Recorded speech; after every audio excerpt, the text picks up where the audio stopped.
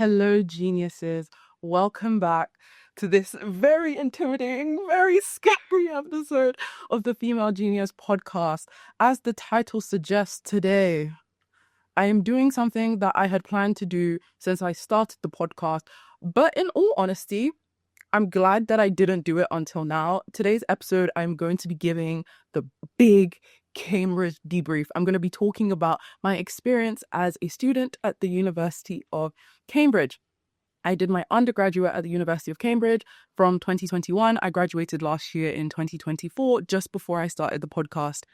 And guys, what an experience. I think obviously there's so many experiences in life that like leave fingerprints on your soul, as I like to say. And I've had so many positive and negative. A lot of them have come from my Cambridge experience. And I really wanted to get into talk about it, but I'm so glad that I didn't do it last year because it would have been the most negative episode I would have ever recorded. When I graduated, I had never hated doing an experience as much as I did. And now that I've had distance, space, and time to reflect, and I've also basically just about to start my master's in a completely different university, I think it's actually the perfect time to sit, to reflect, to dig out everything for you guys. We're going to hop straight into it. I know no weird, crazy intro this week. If you are new to the podcast, hello, genius. My name is Jessie. I am the host of the Female Genius podcast. I would argue this is probably not the best first episode to listen to, but it's a great episode to join the club and I guess learn a little bit more about me. But Female Genius podcast is a place full of exploration, exploring amazing ideas, thoughts, and opinions through a more scientific leaning lens. It feels like a late night FaceTime with your science obsessed bestie that dives deep into everything from anime to entropy to neuroscience and, of course, her own life experiences. So you are more than welcome to be here. Get cozy. This isn't unscripted, by the way. Like, I was thinking about what I was going to say on my way home, and I've kind of split things up into an order so that I think would be the easiest to digest. So if you are just curious about my experience, if you are wanting to apply to Cambridge, if you're already in Cambridge and you're floating or you're struggling and you just want to hear somebody has made it out the other side, or if you have no interest in Cambridge whatsoever and you're just like, actually, I'm just a little bit curious, I feel like I'm going to answer everybody's questions in today's episode. And so we're going to split up to, first of all, why Cambridge? We're going to talk about purely academics first. Okay, what was my experience being a student of natural sciences in Cambridge first, second, third year? What was the workload like? What was the supervisions like? What was the challenges in terms of academics purely? Then I'm going to talk about social life, college, and community. And then I'm going to talk about some of the challenging moments and like the biggest lessons I've learned and the best things I've taken away from Cambridge that I am still carrying with me today. So it's going to be an amazing episode. It's going to be super fun. It's going to be extremely didactic, but as always, it's going to be pure genius. Female Genius. Let's get in, starting with academics. So I studied a course called Natural Sciences, which at the time I felt like I'd never heard of anything like it before. I think a lot more universities have taken on some form of natural sciences or cross-disciplinary subjects, but it used to be a thing that was unique to Cambridge. So if you were interested in sciences and you wanted to apply to Cambridge, you are applying for natural sciences. There is no other route to do sciences in Cambridge but natural sciences. And the whole idea and intention behind natural sciences, or that's what the uni tells us, is that it's supposed to create really well-rounded scientists. And you spend time doing things that are naturally outside of your discipline. So you have physicists who have studied chemistry for a year or two. And so they have a very deep understanding of subatomic behaviors and patterns and things like that. Or you have biologists who spent some time doing a lot of earth sciences. And so is this notion of trying to build scientists that were cross-disciplinary in nature. Do I think they achieved that goal? You know what? Now that my master's is in neuroscience and I technically specialize in chemistry, I think I am a little bit more comfortable with overlap than maybe if I had purely specialized in one discipline like I had applied to in other universities. So that was the natural sciences course. And in your first year, you do 4 sciences. In your second year, you do 3. And in your third year, you specialize, although there are some options to keep things quite broad if you are unsure if that's kind of the route you wanted to go down. But first year, an academic slap to my face. Oh My Lord Jesus in heaven. Oh my God. Oh my God. Okay. I'm getting a bit panicked, like even thinking about it. So in first year, I think the options were physics, chemistry, earth sciences, material sciences, and then they split biology into three. So you did biology of cells, physiology of organisms, and ecology. And then there were maths, and maths is compulsory for everyone, but there were three different types of maths. And so honestly, I'm gonna rank from easiest to hardest. Like I think that's honestly how it was ranked. You had maths for biologists, which were intended for people who had zero interest in doing like physics really, or anything very physical leaning. So it was mainly more stats and more skills that would be applied or equipped you to be able to handle some things or mathematical topics in biology. Then you had maths A and maths B, and maths A and maths B were the maths for physicists per se, or people that were studying physical sciences. And maths B was just the harder version of maths A. I have done every single three of those courses. Okay. I started off from maths B because my college, Homerton College, anybody that wanted to do physical maths, they start you off on maths B. Maths B dropped down to maths A in like 3 weeks. I was like, I can't do that. And then this is honestly a unique experience, okay? And I like to say it was because I was dumb as shit, but my supervisors might say no, it's because you were struggling, Jesse, in your first year, in your second, in your third. Um, and then I remember, I would never forget this. So in Cambridge, you are given directors of studies, and I had the most amazing, most wonderful director of studies, Mr. Paul Elliott. He is honestly probably the reason why I survived that university and that place for so long. He was so kind, so caring. He encouraged the best parts of myself and really, really encouraged me to keep going and really dulled my imposter syndrome. But I remember he sat down to me at the end, like right before the Easter holidays, and he was like, Jesse, level with me. If you sit this maths exam, are you going to do well? I said, Paul, I'm going to level with you. If I sit this maths exam, I'm not going to come back in second year. Like, I'm going to fail. And if you fail, you get kicked out. So he was like, okay, how would you feel about doing maths biology in your exam and like switching over? And I was like, we don't do a lot of statistics on the physical maths course. Like, there's a large chunk of content that I just haven't done. And then he was like, okay, what if, crazy idea, you do it? And so I spent my entire Easter holidays of my first year of uni learning a brand new maths course so I could sit the exam so I wouldn't fail. And surprisingly, it was actually my best exam in all of first year of all of my subjects. So maybe Paul was onto something, and I could have just done it from the beginning and done well. But the workload in first year was absolutely horrendous. Monday to Saturday, lectures every single day. I would have physiology lab once every 2 weeks. I'd have chemistry labs once every other week. And these labs are like 5-6 hours long. I would have earth sciences lab 3 times a week. On top of that, we had these things called supervisions. And supervisions is where you, 1, 2, or 3 people. I think the biggest supervision group I had was 5, and the smallest was like individual. So I'd have one-on-one supervisions. And you basically sit down with an expert in your field, whether it's a PhD student or sometimes even the professor if you're lucky and you go to a rich college or something like that. And you sit down once a week and they grill you. You grill them, they grill you. It's an opportunity for you to fine-tune your skills, answer questions, ask questions, but you also have supervision work for each super, so you have things to talk about. The supervision work took me 2 to 3 hours each, and because we did 4 subjects in first year, we had 2 to 3 hours worth of work for all 4 of them. And so my first year was very much characterized by attempting to find community, attempting to meet friends and get to know people and find a space where I fit in, and also absolutely academically crumbling. And to the point where I remember in second term, I slept every other day. And this is no joke. This is not a bad sleeping pattern is going to become a habit here. This is no joke. It's generally the most unhealthy thing you can do. I will never recommend it to anyone, but I would literally do all-nighters and then stay awake the entire day the next day, collapse by 6 p.m. the next day and sleep for like 12 hours and then wake up the next day and not sleep that day. And I was just on this really horrible sleeping pattern in my first year.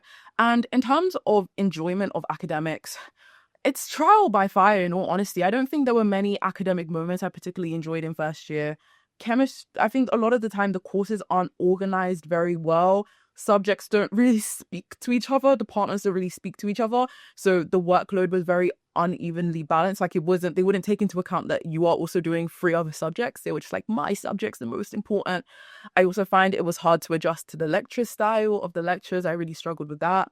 And the exam style, and just it was a real year of having the most workload, the most amount of contact hours in one year, trying to figure out how to do notes, how to, get your head around learning and all of the other stuff that university comes with. And so I would definitely say first year was my least favorite academically, because it just felt confusing. Even chemistry, which is what I ended up specializing in third year, I honestly didn't, I didn't think I understood anything but organic chemistry in first year. And it was only until I did a specific course in third year chemistry called How Chemical Reactions Happen by Peter Wothers that I understood everything that I'd been being taught for the past 2 years. And so I think that's what I mean about courses are structured really strangely, where things don't click until later, when it would be just so much better if you did certain things first, and you did certain things in one order, and so on and so forth. So that's just my personal opinion. Then we go into second year, which I would argue was my favorite year academically. I ended up deciding to do inorganic and organic chemistry, which is labeled as chemistry B, because in second year they split chemistry in half. So you had physical chemistry, chemistry A, and chemistry B was anything else, which inorganic and organic chemistry. So I did that. I met the love of my life, my bestie, on that course. So never will regret that decision. I did neuroscience. Okay, we'll come back to that subject. And then I did a subject called quantitative environmental science in my second year. Second year was my favorite year academically, because I felt like it was the first year where I really, really felt like I knew what I was doing. I knew how to study. I knew how to balance workload to some degree.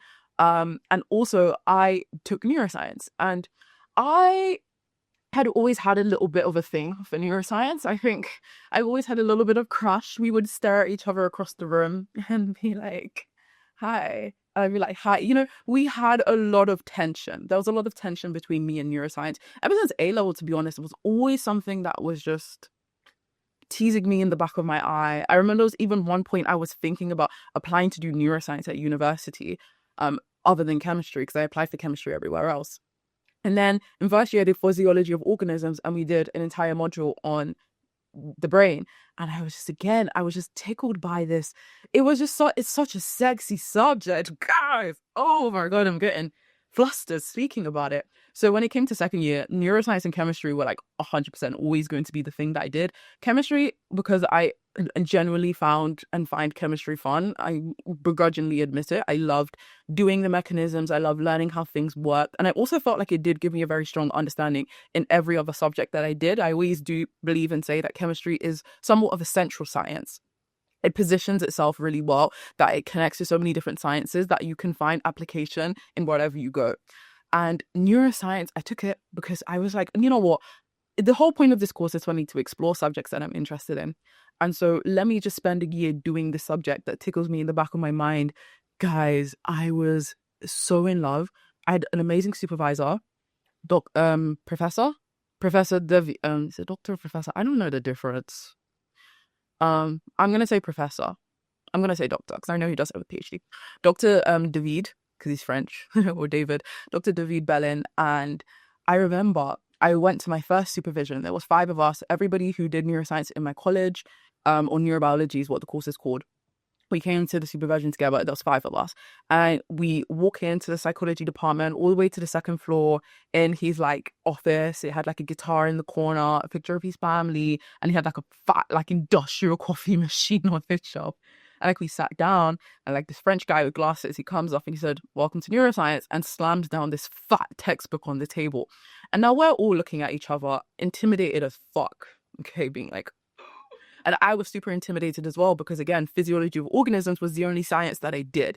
And so I was worried that because I didn't do the other biologies, that I might be at a disadvantage. And this man was just like, okay, so we're going to spend the year together learning the most beautiful science in the world, the science that very few people understand, right? The thing that is at the forefront of our existences. And he was talking about why he was so fascinated by the subject, and I empathized so much about his obsession with the brain. He articulated in the first 5 minutes of our supervision how I have felt being seduced by this subject the entire time. And So following that, he then said, by the way, in our supervisions, your goal by the end of the supervision is to ask me a question I don't know. Keep asking, keep prodding, keep going deeper. There's no question too stupid. And frequently in our supervisions, we would always overrun because we spent so much time digging in and talking about, like, down to the cellular mechanisms, down to the structure of different neurotransmitters, down to the reason why people behave what they behave, why people are addicted to what they're doing. And the course was structured in a way that is probably also one of the most well-structured courses I took. You started off doing the senses, and then you moved on from the senses to how the nervous system developed, and then you moved on for how the nervous system developed to how the nervous system helps you move. And you went from movement to emotion and feelings and memory. And it was such a phenomenal course. I enjoyed every second of it. It had some of the best lecturers. Now, this is actually one thing about academics in general, and I don't think it's solely a Cambridge experience. These academics are the most impressive in their field. In fact, one of the best things about Cambridge is you are talking to people at the very, very forefront of what they're doing. They are lecturing you. These are world specialists. But world specialists don't have PGCEs, and they might not actually be the best teachers. Like, that's actually point blank period. I've had some lecturers where I'm just staring, and you can tell they're brilliant. You can tell the research they're doing is phenomenal. Their brain works amazingly. But my God, am I lost about anything this man is saying. And everybody else in the room, I look behind me, we all look as lost as each other. Okay. But in neuroscience, I found that most of the lecturers, bar one, were phenomenal. Like, I came in, sat, laptop open, typing. I was reading extracurricular stuff. I was so obsessed with the subject in a way that was incomprehensible. And it made me feel like, okay, this is truly what falling in love and being obsessed with a subject is. This is truly what the Cambridge experience is supposed to be. I still felt pressured. I still felt pushed in my supervision, but I never felt pushed to the point where I felt like I was falling. I was never made to feel dumb or stupid. And then how I felt sometimes in other subjects or in other supervisions, it truly felt like a course that was designed to make you fall in love with the subject. And I was straight arrow through the heart, caught the bug, never left me. And then in my third year, I specialized in chemistry, which I would argue I liked, okay? It wasn't an absolute love at first sight love story, but there's something so methodical about studying chemistry. And it was the year, like I said before, that all of the sciences that I had studied had finally come together. And I spent so much time in the lab, getting lab skills that I'd never had before. I spent so much time digging deeper into little niches of chemistry I found. One thing I did hate, fucking hell, physical chemistry. Honestly, our love relationship with neuroscience, physical chemistry is the seventh circle of hell. It sucks. It sucks so bad. I'm here having to talk to physicists, trying to can you explain quantum? Why the hell am I doing quantum, guys? It really threw me for a loop. I had the worst lecturer for this course. It was horrendous. My brain just I had the worst lecturer and also the worst supervisor ever. I think everybody and their mom knew how much I hated my supervisor. It's not a joke. She was a lovely woman. She was very kind. Everything she was saying was just not landing. I would ask a question and she was like, good point. Quantum physics is like a language. This woman, I did not understand a single thing, why she did what she did, how she did what she did. I stopped showing up after a certain point, I'll be honest. I was in third year, I was cocky, I was brash, and I was tired of asking to have my supervisor switched and not listened. And I was like, cool, you guys will pay her. I'm not showing up. Okay. And yeah, so I did chemistry for a full year, did my exams, bombed my exams. But in all honesty, I think I wasn't sleeping. Okay. That's a pattern across first, second, and third year. I was so chock full of Red Bull that if you were to take a sample of my blood during that time period, my plasma would be like 50% Red Bull. It's a point of concern that my friends still bring up to this day, and an addiction that Loki still has never left.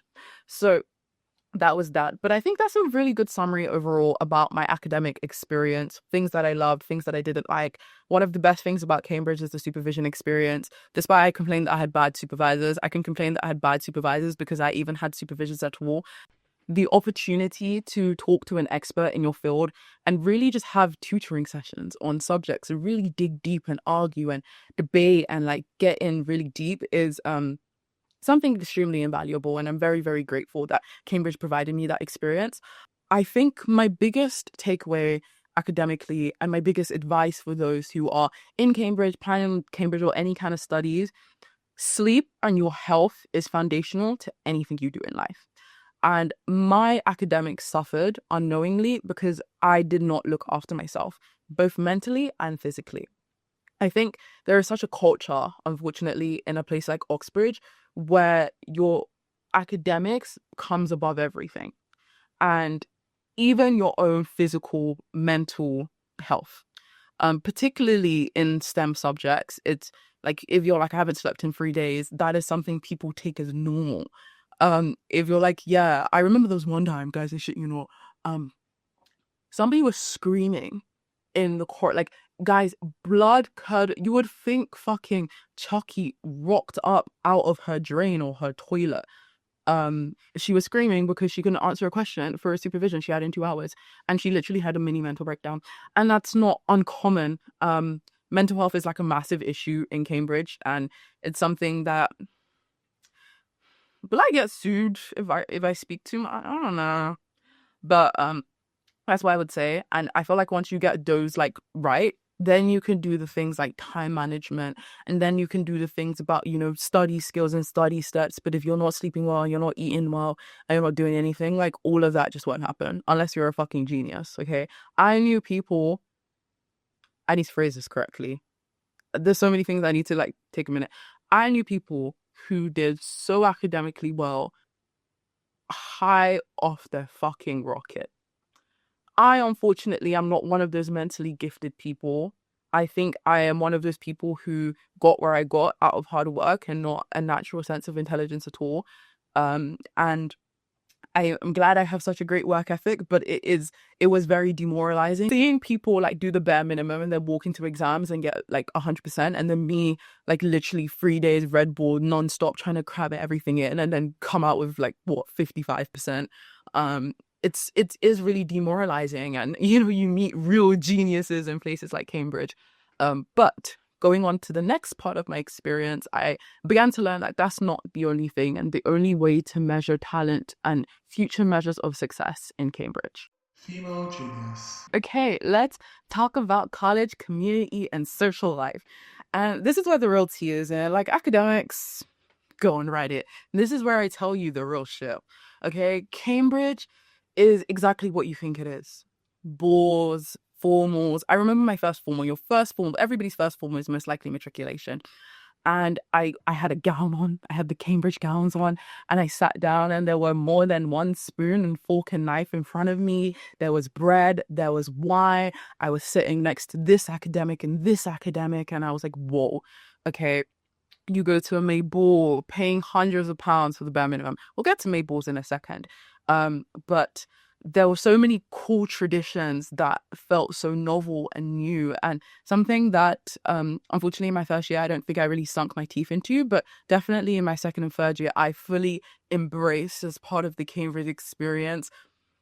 Formals are free course fancy dinners in colleges, and I went to quite a few, particularly in my college, because I ended up working for a program in my college which allowed me to get invited to a lot of cool free formals. Formals, I'd been to formals in Jesus College, and that was it actually, but I know you can go to formals in so many other different colleges, and they are fancy dinners. And the coolest thing about formals that I say is not the food. The food is always mid as fuck. The food is just because nobody goes to a formal because this is on the menu, yum. But the type of people you will randomly meet in a formal, whether it's people from outside of the uni, invited guests, like other students from different colleges, allows you a networking opportunity beyond its own. Again, a massive thing about Oxbridge is the network, is that network is your net worth, and formals are an amazing way to build that network. And I clocked onto it very quickly, and I was like, right, formals, I'm not going to sit with my friends. I'm going to sit with the people that matter. And I also became really tight with the principal of my college. So whenever there was a formal, best believe, and there was like somebody important, I would go up to Simon. I'd be like, Simon, like, do you know, can you give me an intro? Like, that's what we were on. Okay, so formals is such a great networking experience. And then you had May balls. Mayballs aren't in May, they're in June, don't ask why. Are these massive, massive parties after exam. And Cambridge definitely has such a work hard, play hard culture. Work, work, work, work, work. Best believe these guys are getting lit AF, okay? And Mayballs are, each college puts on their own version, their own form, they're themed. They have massive headliners, big, big acts come, and you get dressed in your fancy dress, and they literally go on all night. I actually went to a Mayball this year. I went to Downing Mayball, and he was a headliner. Headliner was Annie, which is so cool. She's actually my sister's friend, but was so amazing. But you have headliners like Ella Henderson, Rudimental, Foxes, I'm calling like different labels, Tiny Temper, like basically UK heavyweights. I think there was one year where Charlie XCX before Bright Summer did a Mayball. I think Clean Bandit's done a couple because they're alumni of Mayballs. So you really just have these big guests and these extremely overpriced tickets, guys. For Downing this year, I paid £195. The most expensive Mayballs are Trinity and John's. I have been to John's Mayball because I performed that one, so I got to go.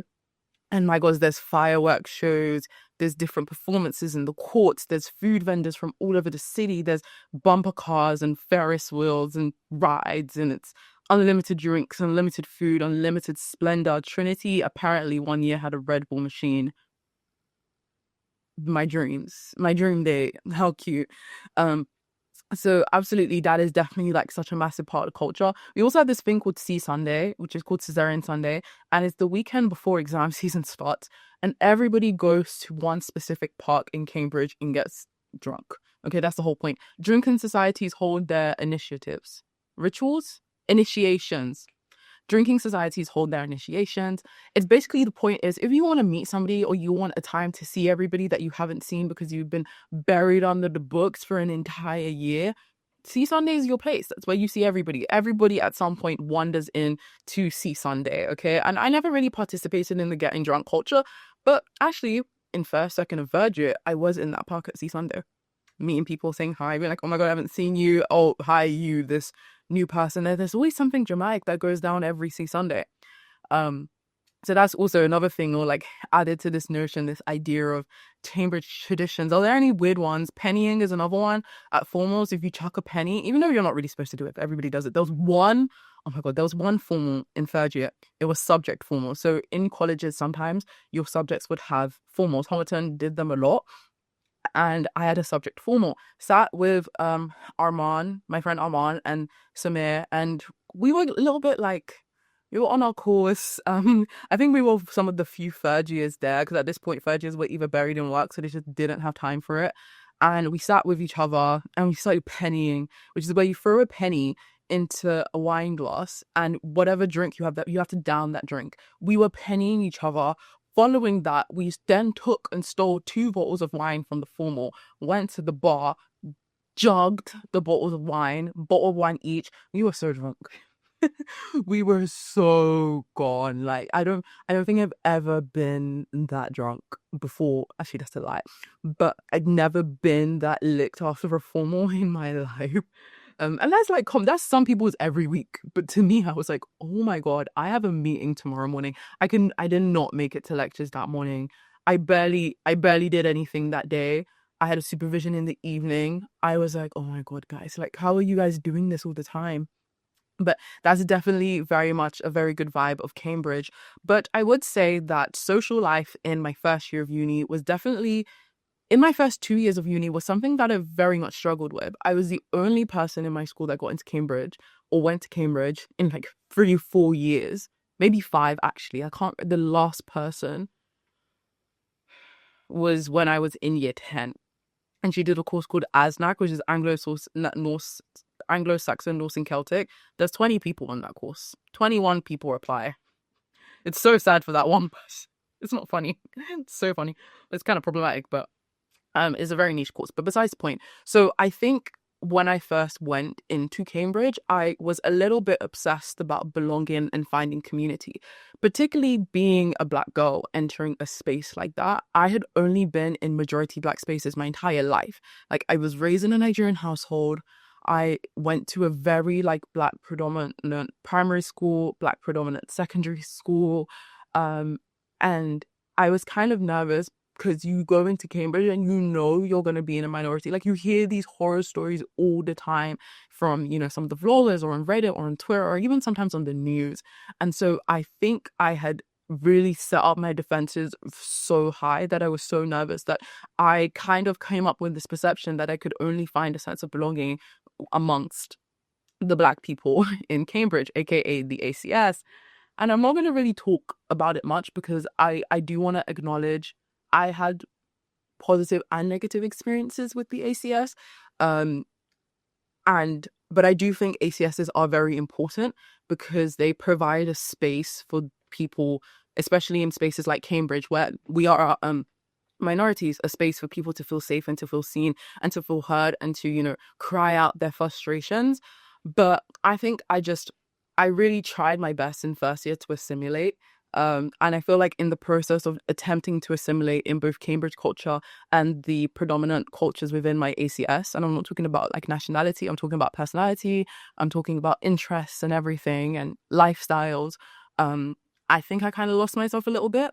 And I don't think that's bad. I think when you go to a new environment when you're so young and you really just want to fit in, you say things you're not proud of, you do things you're not proud of, you kind of warp your personality, you're interested in things that you weren't interested in before because you want to fit in, you dim down certain parts of yourself because you're afraid they won't be accepted.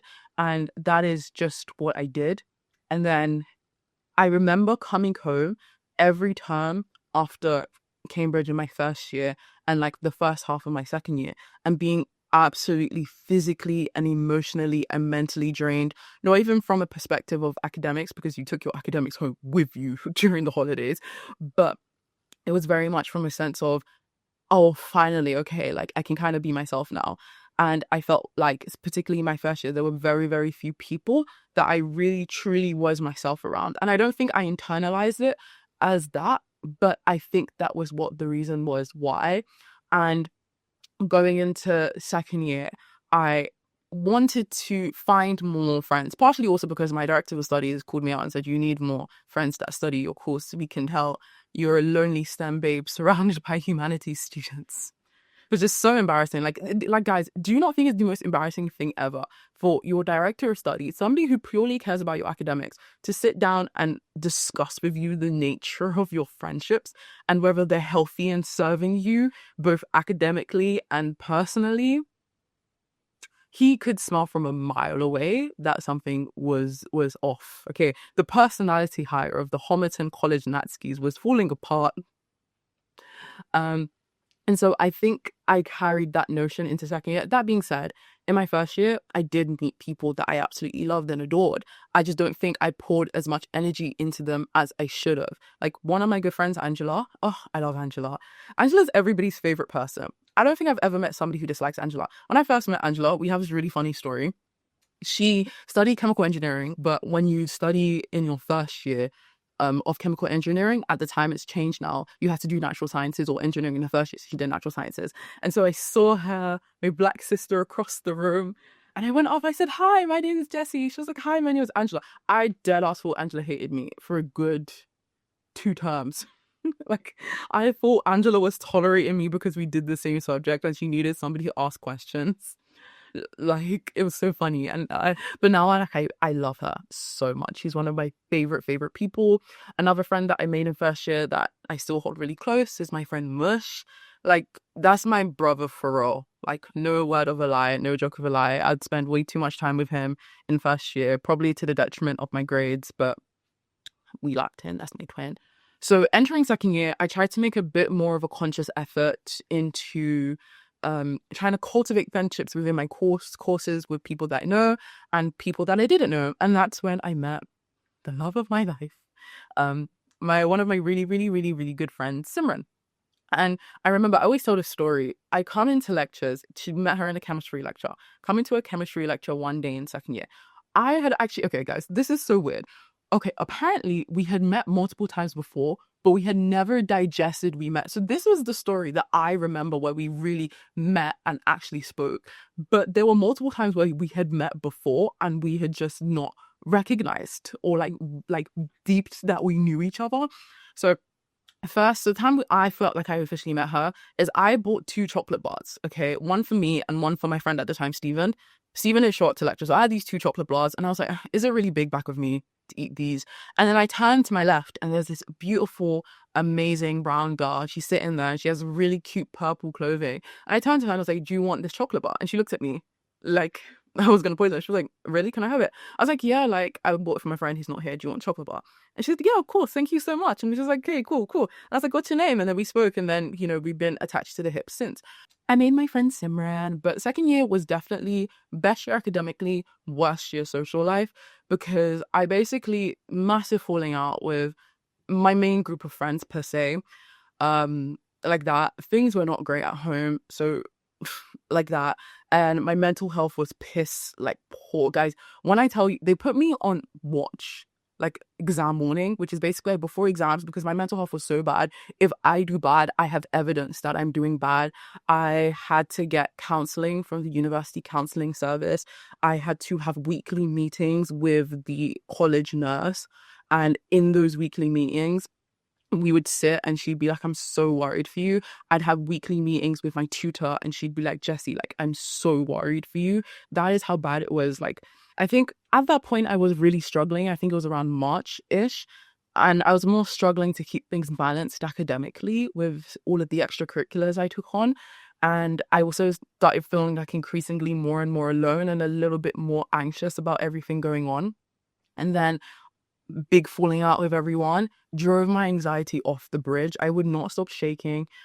Being in the kitchen, okay, because I also had to share a flat, like a kitchen with one of these people. Being in that kitchen gave me the worst panic attacks, the worst anxiety. I had like this imploding feeling every time I stepped outside. Everybody hated me. I could not sleep because of how bad that anxiety was. Like I'd be like obsessively listening in the corridor and I'd be thinking, oh my god, they're speaking about me, oh my god, they hate me, like what have I done now, like I'm an absolute monster, Jessie, you're a horrible person. I'd driven myself to the point of anxiety. Like the only way I could sleep was to drink. And I know that sounds crazy and I know it sounds like very heartbreaking, but it was absolutely true. Horrible. Trigger warning, I remember, actually, I don't even have to tell that story. I'll start crying. But there was one point where I remember the next day I had a meeting with the student nurse. I skipped that meeting. I got phone calls. And then I went to another meeting we rearranged and I sat down and I was like, the idea of existing right now is the most tiring task one could ask of me to do. And the only thing that was keeping me somewhat anchored was actually having the routine of going to lectures, having supervision work, having lab work, studying for exams, because it would give me something to think about that just wasn't any of the thoughts inside my head. Yeah, so they put me on watch for that. I also had like self-harm stuff going on, and it was really, really a traumatic time mental health wise. I don't think my mental health has ever been that bad. Female genius. And so going into my third year, I was definitely emotionally rubbed raw socially. Um, that I was just like, I made a list. I made a physical list. And I was like, these are 4 or 5 people that get my energy, that get my time, that get everything. And everybody on this list, I need to learn to not care what they think. And I need to learn how to, people that make me feel horrible about myself, people that, whether it's intentionally or unintentionally, make me question my self-worth. I can't be around those people because I don't know how to set those boundaries anymore. I don't know what that is. I think my obsession with finding a sense of community and belonging, and then tackling and struggling with the fact that actually these people aren't my people, and it's not because we are bad people, we're just not good for each other, and taking that as an attack on myself and this type of person I am. It just wasn't healthy, and I was like, I just need to stay with these 3 or 4/5 people so that I just don't go insane. And that's what I did. Third year was bliss until exam seasons. It was so great in third year because like literally my only care in the world was exams. It was like a boy for 4 weeks and then it was exams and then nothing else really mattered. Let's talk about boys, actually, now that we've done the sad part. Okay, obviously, dating in Cambridge. This is a big Cambridge debrief. I need to give you the tea. Dating in Cambridge, I just want to preface, your race is going to affect your dating experience. And that's the reality of life. It's true. So that's like point number one. I didn't really date. Okay. I think there is a big there's a big hookup culture in Cambridge. I wouldn't say there's a big dating culture in Cambridge. I feel like people lock in with each other really early and then they're together for like the rest of the road, or like they're on and off the rest of the road. Or people have come with partners like before they entered uni. Like, do you know what I mean? I think there it's very, very rare for like pairings to be formed in uni, like very, very solid dating, not situationship vibes, and then to ride the way through. Maybe it's just the people I know in my cultural experience. Guys, don't fuck your flatmate. I even set rules for myself. I was like, nobody on the same course as me. I do not have enough course friends to jeopardize this. Nobody in the same college as me. Those are my two rules. The last one, but nonetheless. So yeah, if you're asking me about dating, I don't really participate that much. Kind of.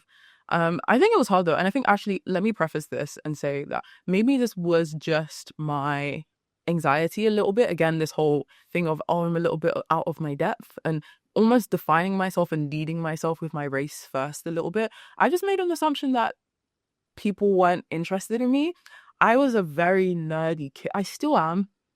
But in terms of like the way I would dress or do my makeup or like zero shits in sixth form, honestly, I looked horrendous. I was either too skinny or too fat. I hadn't grown into my face. I didn't know how to do my makeup. I didn't know how to do my hair. And these were things I kind of learned across my time in uni. And so I felt like it was either one or two extremes. There was like zero interest in me, which is fine. I didn't care. I'm used to having zero interest. I think I prefer it that way. Or I think uni was actually the first time where like I felt like sexualized as a human being in a way that made me feel very uncomfortable. As in, it was the first time where people didn't see me as Jessie, but saw me as a woman first. In a sense that, again, I went to the same secondary school as I did sixth form. I went to school with the same people that I had for 7 years. Like, we grew up with each other. Do you get what I mean? They've seen me look abysmal and they've seen me look amazing. But most importantly, like, the things that defined aspects of who I am was never the fact that I was a woman. It was Jessie, and she's nerdy and she's into this and she's very articulate and she's smart and she loves this. And, like, you know, my personality was what people associated with me. But I had experienced what it was like for people to categorize me just off the basis of being a woman, or people to treat me that way. Like, sexism isn't gone in a place like Cambridge. And you would think in an academic institution like Cambridge, you would have men that were a little bit more clocked in. But that wasn't unfortunately the case. And I think I clocked onto it really, really fast. And I was like, no, cut that shit. Like, dead that shit now. Like, we're not doing that. But I do think with a couple people, there's actually people that I found attractive, and I can admit this now, like, I've been doing a lot of journaling and reflecting on this, was that I think I'd never received that kind of attention in that way. And I think I leaned into it and I fed into it a little bit. It like boosted my ego. It made me feel so good. And actually these people were scum of the earth. And I just kind of let myself get carried away with it. And I was shit to some people because of it. And I do regret it. So that's maybe another takeaway, is really just be firm in who you are, love people who love you back, and be very, very careful of the boys, as always. Obviously, like I said before, I have loads of male friends that I love and they don't treat me that way. But there were some people that I felt like did. And that probably altered my experience a little bit. Female genius. In terms of extracurriculars, I did music, theatre. The musical theatre in Cambridge, the theatre scene in Cambridge is massive. It's massive in a sense that it's a big thing, but the club is small, you know. And I first got into the club by becoming the musical director of a BME Shakespeare rendition of Much Ado About Nothing. One of my favorite experiences working music ever. You had some of the most talented musicians, talented composers, talented directors, actors, everything. Like, everybody in that whole play experience, we were like soul tied, connected, and we created such a beautiful show. I never felt more musically alive. I'd never felt more musically validated. I never thought more creatively. Like, I'd suggest something and it'd be like, yeah, let's try it out. Obviously I've had on and off things, which is a really great experience, because my second theatre experience, I learned how to sound tech, which was amazing. I learned how to, modulate sound, run sound, all of that kind of stuff for like live performances and live shows, which helped with this podcast as well. Cleaning music, producing little snippets. Those were the things I did, which was a really great skill, but didn't really have much fun working on that and working with the team. And then I did another music thing. Loved working with them. I got together like a string quartet band and they performed at this thing called the Black Creators Festival that I was one of the creative directors doing, which was amazing. So definitely I would say pour yourself into your interest, and you might have an off experience one off. Like I've had off experiences in bands in Cambridge where you've had terrible people leading it and it's dramatic and it's chaos and it's ugh.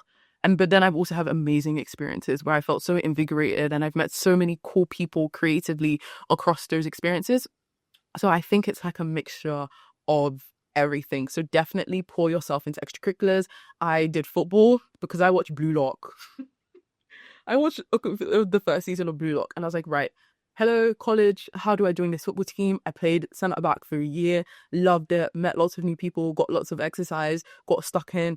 And I felt like that is why, despite all of the struggles that I was going through, mental health rise, or with people that I fought with my friends and I was struggling, I felt so amazing in my second and third year.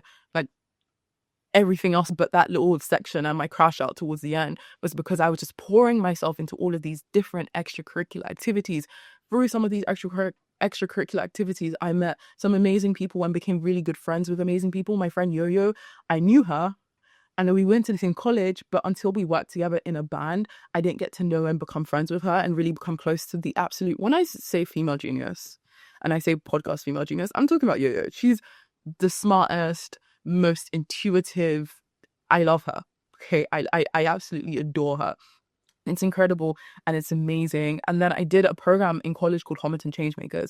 And this is, again, something that revolutionized my experience. And the whole point of Homerton Changemakers is to, be the sense of academic plus. You're given so much academic knowledge, but you're never really taught in your exams how to apply it to help these real world and discuss these real life, real issues. It's rarely ever discussed in academic settings. And the only time I've ever found it discussed is in my earth sciences lectures or within my neuroscience lectures.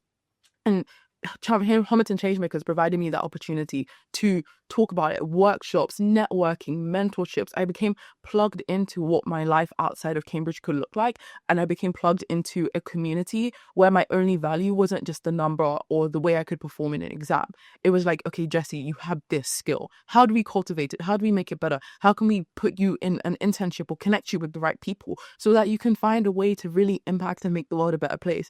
I don't think I would ever be able to do half of the things I do or be inspired to make the change and do the things or articulate the things that I do without having the experience of having done Homerton Changemakers. And so I'm always like to people when they first enter uni, find those clubs, find those societies, find those things, because as the whirlwind is going on, those are the things that are going to anchor you and also help you discover and learn even more about yourself. And I think ultimately, while yes, it is about getting a degree by the end of it, but jobs aren't guaranteed by the end of the degree. I left my degree into one of the worst job markets ever. So you also want to leave away with tangible skills, relationships and friendships that matter to you and are meaningful to you. And also, with your character and your things changed. With that being said, I have so many unforgettable memories. I've met so many amazing people that I hope are in my life forever. Unless they piss me off, then you guys can go. I'm joking. But I definitely think Cambridge, it's trial by fire, but by the end of it, despite my many crash outs afterwards, I feel like I have become a more refined version of myself. I think I lost myself. Like I was a completely different person in the middle, okay? And a completely different person at some points and flipped on his head, and I was meaner at some points and I was less confident at some points and I was so unsure at some points. But I think the person that I went coming in and then the person I have coming out, she's just a more refined version of that thing. It was like, pruning, we're going to cut rid of some things that you need to let go, some ideologies that you actually need to let go of. You're going to experience some struggles that actually you need to experience. And I will ultimately think that despite everything that I've been through, it made me acknowledge how important mental health is, all of my mental health struggles. It made me reevaluate the weight I give people about holding my self-validation and how much I validate my self-worth in other people and what they think of me and how I need to flip that around and how you know, there's so many skills that I would love to cultivate, and also an energy that you just have to embody and carry. My favorite people, my favorite lecturers, the people that inspired me most about my time in Cambridge were those people that just had a curiosity for life and also a tenacity to live life. This idea of, I just want to make sure whatever I'm doing it as best as I can, and I'm living it as full as I can. Work hard, play hard, live, laugh, love. Like, I want to work really hard, but I don't want to work really hard to the point where I can't enjoy all of the moments that I need to enjoy. And I want to work really, really hard, but I also want to spend time and meet new people and do societies and explore my interests as well. And those were always the most well-rounded and some of my most favorite people in Cambridge, right? I definitely think my advice to past me going in as a fresher would be to just really hold on to the things and the flame that kept you. I think there was one moment I had outside, once I graduated and I started an internship, and I was running an event for some of our stakeholders in the internship. And I met this guy and we were just talking. I was talking about my Cambridge experience, giving him the big old Cambridge debrief like I gave you today. We were talking about aliens and we were just doing everything. And he was like, what motivates you? Why'd you do this? And why'd you do that? And I was like, actually, I just want to help people and I want to make people's life a better place and da da da da. And I remember afterwards, he was like, I really hope that spark that has given me hope today and has made me love you in this conversation, you never lose that spark. And he's like, there's going to be times, honestly, I felt like this man was an angel. Like, God sent him to tell me this in like a really hard time in my life last year. And he was like, there's going to be so many times in your life that people are going to want you to be a certain way. They're going to want to beat you down. They're going to expect you to be a certain way because based off your look, and you're going to change them. But this spark, this fire, this flame, you need to nurture it. And I think that would be my advice for past me and freshers. Don't let that flame go out. And it did go out a couple times. And thankfully, there were people around you, there were experiences that managed to relight it again. But don't let that spark die. Chase that spark, chase that chemistry, that feeling with those subjects, right? Work hard, but look after yourself. You know, your mental health, your physical health. Is that, guys, my physical health at the end of Cambridge? I didn't have my period for 5 months after Cambridge. And it wasn't because I was like underweight either. I have never weighed more in my life, not to measure my health by my weight, but I had gained so much weight over the course of Cambridge. My sleep pattern messed up. My heart done for, my mind shattered. So I really do wish I had come out of that experience not shell-shocked like I'd been to war, but actually just embracing that I've been given an invaluable experience in my lifetime. You know, my parents didn't go to university. Their daughter is going to the best university in the world. And I think I really relished in that experience. I really sunk my teeth into it even more. I think that was what I would say. But overall, this is just my experiences. Many other people have many different stories to tell. And I hope I gave you guys a really good overview. Is there anything else I want to talk about? Oh my God, rowing? God, I didn't do rowing. Somebody asked me this the other day. I can barely swim.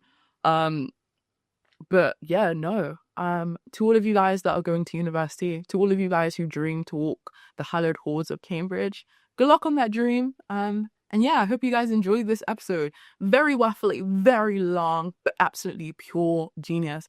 And I'm glad I got some of this off my chest. I think I did a really good overview. I think this was pretty solid. Anyway, guys, I will see you guys next week on the Female Genius podcast. Bye.